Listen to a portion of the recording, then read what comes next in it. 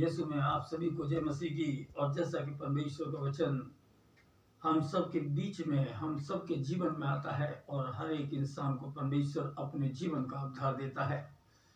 और जैसा कि परमेश्वर का वचन इब्रानियों उसका 11वां अध्याय उसकी 6ठी आयत में लिखा हुआ है। इब्रानियों का खत उसका 11वां अध्याय और उसकी 6वीं आयत में लिखा हुआ, और विश्वास बिना उसे प्रसन्न करना अनोना है, क्योंकि परमेश्वर के पास आने वाले को विश्वास करना चाहिए कि वह है और अपने खोजने वाले को प्रतिफल देता है। क्योंकि बिना विश्वास के उसको प्रसन्न करना अनहोना है, यानी बिना विश्वास के हम परमेश्वर से कुछ भी हासिल नहीं कर सकते। प्रभु हमको चंगा क्यों करता है? वचन में लिखा हुआ है क्यों करता है, और परमेश्वर हमको कब चंगा करता है। क्योंकि जितने भी इसमें परमेश्वर के वचन आए हैं उसमें से हर एक में परमेश्वर ने उस इंसान के बारे में पूछा कि बता मैं तेरे लिए क्या करूं।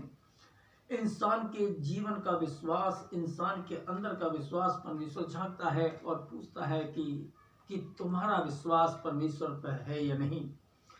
क्योंकि बिल्कुल अनोना है वो चीज जब हम परमेश्वर के नजदीक में आते हैं। अगर जबरदस्ती बैठा ले गए या जबरदस्ती लाए गए तब भी हमारे जीवन का कुछ भी नहीं हो सकता, या यूं कहें कि हम परमेश्वर के उद्धार से वंचित हो सकते हैं।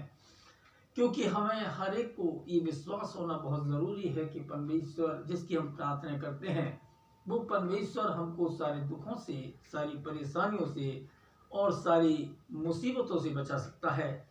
क्योंकि परमेश्वर हमको कब कब चंगा कर सकता है। अभी हमने पढ़ा इब्रानियों का 11वां अध्याय की 6वीं आयत में लिखा हुआ है, और परमेश्वर के पास आने वाले को ये विश्वास होना चाहिए कि परमेश्वर हमारी प्रार्थना को सुनता है, और विश्वास बिना उसे प्रसन्न करना अनोना है। हमारा फोकस, हमारा ध्यान उस परमेश्वर के क्रूस पर, उस परमेश्वर पर होना बहुत जरूरी है।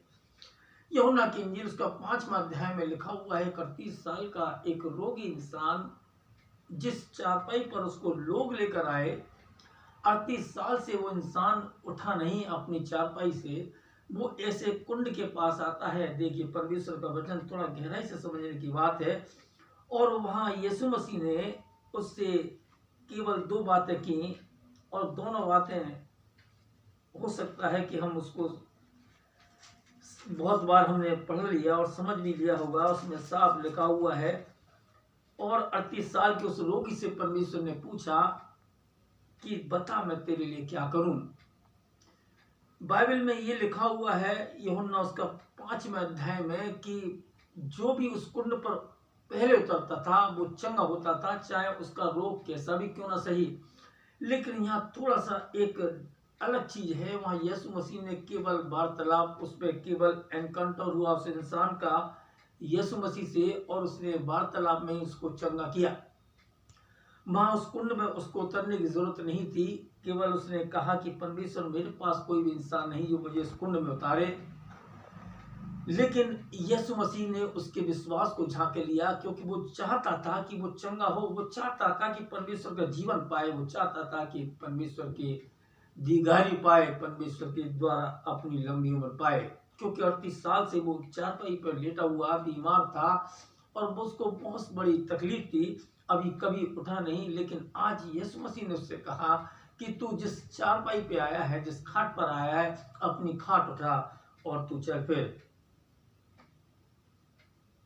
उस चारपाई के बारे में परमेश्वर ने कहा कि जिस चारपाई पर लोग तुझे लेकर आए हैं, जिस खाट पर तुझे लोग लेकर आए, आज तू उसी को लेकर अकेला चला गया, क्योंकि तू चंगा हो गया।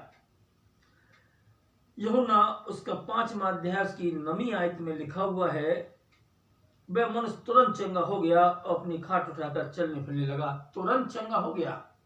केवल विश्वास के द्वारा हम उसको प्रसन्न कर सकते हैं। हम जो भी हमारी इच्छा होती है, जो भी हम अपने जीवन के लिए मांगते हैं, अपने परिवार के लिए मांगते हैं, क्योंकि हमारा ध्यान, हमारा फोकस उस परमेश्वर पर होना जरूरी है। लूका 19 में भी यही आया हुआ कि एक छोटा सा नाटा सा इंसान था और इतनी भीड़ को चीरते हुए वो गूलर के पेड़ पर चढ़ गया। लोग हंस रहे थे, लोग ठट्टों में उसको उड़ा रहे थे, लेकिन उसने इस चीज की परवाह नहीं की, क्योंकि उसको ये मालूम था कि मैं परमेश्वर को देखना चाहता हूँ, और उसका विश्वास ये था कि मैं अपने उद्धारकर्ता को देखूंगा। क्योंकि अभी हमने पढ़ा अध्याय उसके 11वें अध्याय उसकी 6ठी आयत में लिखा हुआ है कि विश्वास के बिना उसको खुश करना बिल्कुल अलग है, अनहोना है।